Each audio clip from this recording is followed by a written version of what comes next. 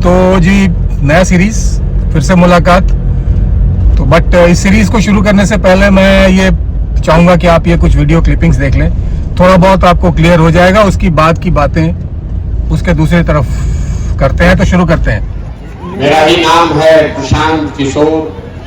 हम कोई नेता नहीं है, हमारा कोई दल नहीं है, हम वोट नहीं मांगते।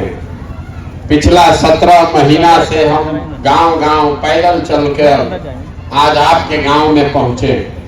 लोग पूछता है भैया पैदल काहे चल रहे? हमारा दिया हुआ तो सैकड़ों गाड़ी पर लोग चल रहा है, हम पैदल क्यों चलते हैं?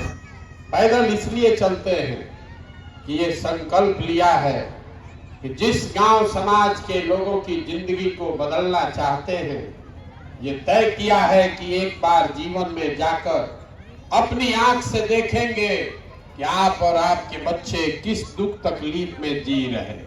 आपके गांव पंचायत में और कुछ हो या न हो, आप सभी के बच्चों के पढ़ने के लिए अच्छी व्यवस्था होनी चाहिए कि नहीं होनी चाहिए? उठाकर हाथ जोर से बोलिए, होना चाहिए कि नहीं होना चाहिए? होना चाहिए। हम नहीं बोले, हाथ नीचे कर लीजिए। जितने लोग आप लोग आए हैं, चाहे आप खुद पढ़े लिखे हैं या अनपढ़, आप अगड़े हैं या पिछड़े, गरीब अमीर, महिला पुरुष, हिंदू मुसलमान, सब ने कहा कि न भैया पढ़ने का व्यवस्था तो होना चाहिए। कम से कम अपने बच्चों के लिए पढ़ाई या रोजगार का जुगाड़ कर लीजिएगा। अगली बार जब वोट देने जाइए, वोट जिसको मन है उसको दीजिए, लेकिन वोट देते समय स्वार्थी बनिए। अपना स्वार्थ देखिए, अपने बच्चों का स्वार्थ देखिए। नेता लोग आकर कहेगा सब लोग देश के लिए वोट दो, कोई कहता है अपने जात वाले को जिताना है इसलिए वोट दो, कोई कहेगा मुसलमान को हराना है इसलिए वोट दो, कोई कहता है मंदिर बना दिए इसलिए वोट दो, कोई कहेगा लालू को जिताना है इसलिए वोट दो, किसी को मोदी को प्रधानमंत्री बनाना है इसलिए वोट दो। हम आपको एक पंक्ति सिखा रहे हैं, वोट जिसको देना है दो, लेकिन एक बार जीवन में संकल्प लो, वोट अपने बच्चों के लिए। बोलो जय बिहार। झंडा क्या किया? जी हाँ, तो फिर बहुत दिनों के बाद एक नया सीरीज शुरू कर रहा हूँ मैं।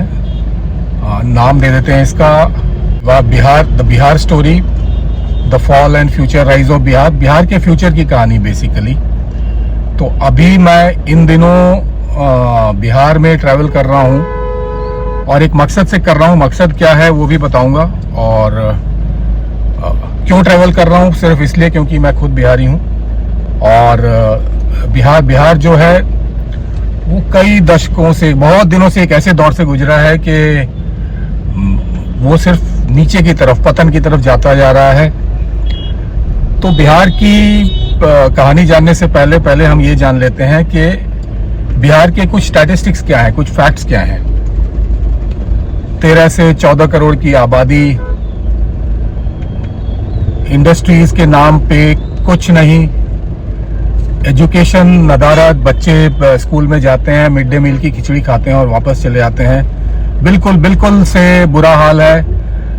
पर कैपिटा इनकम देश का 1/4, अगर देश का पर कैपिटा इनकम तकरीबन 1,30,000, 1,40,000 रुपये सालाना है, तो बिहार का 35 से 40,000 सालाना है। और वो भी अगर बिहार के कुछ समृद्ध जिले हटा दें, जैसे कि पटना और कुछ और जिले, तो वो उससे भी कम है। पलायन के नाम पे तकरीबन 60 से 70 लाख बिहारी लेबरर्स, और ये इंटरनेट का डेटा है, तो तकरीबन 60 से 70 लाख बिहारी लेबरर्स बिहार के बाहर काम करते हैं और काफी छोटे लेवल पे करते हैं। हालांकि लोग कहेंगे कि टॉप लेवल पे IAS officers, defence officers, bank managers और कई बहुत सारे जॉब्स में आपको बिहारी मिलेंगे, लेकिन उनकी संख्या बहुत ही छोटी है।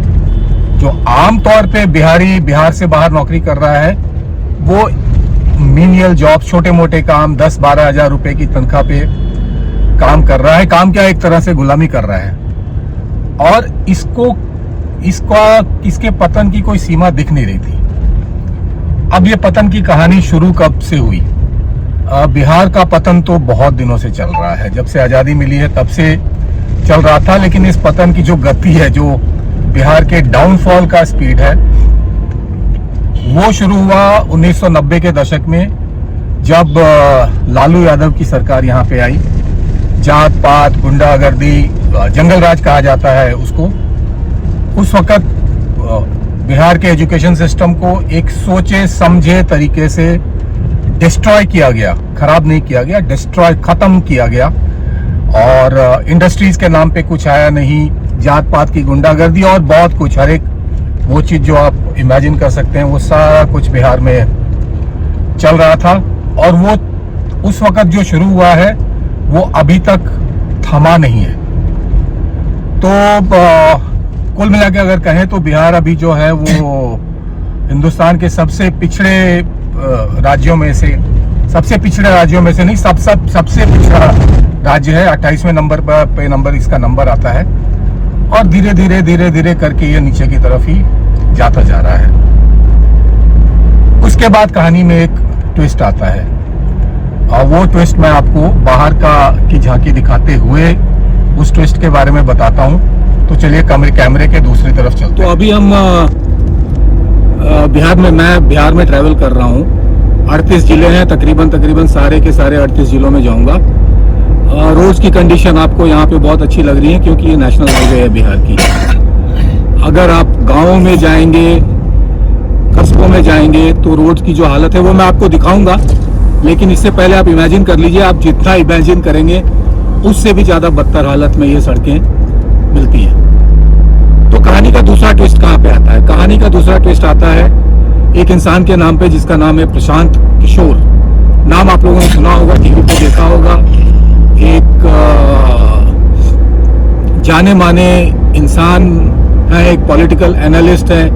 देश के हर बड़े बड़े नेता ने उनसे, तकरीबन बहुत सारे बड़े दलों ने उनका मार्गदर्शन लिया है। तो कुल मिला के अगर कहा जाए तो वो एक जाना माना चेहरा है, और बहुत सारे लोग, तकरीबन बहुत ही ज्यादा लोग उनको जानते हैं। उन्होंने आज से 2 साल पहले 2022 के 2 अक्टूबर को महात्मा गांधी के जन्मदिन पे एक अभियान की नींव रखी थी, जिसका नाम है जन स्वराज अभियान। स्वराज को स्वराज से कंफ्यूज करने की जरूरत नहीं है। स्वराज का मतलब है अपना राज, स्वराज का मतलब है अच्छा राज।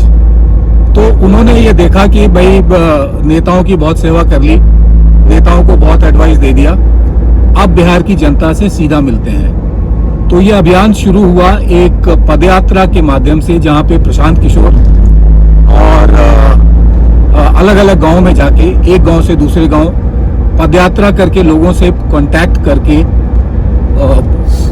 उनको ये बिहार की हालत और इसमें सुधार के तरीके बताने की कोशिश कर रहे हैं।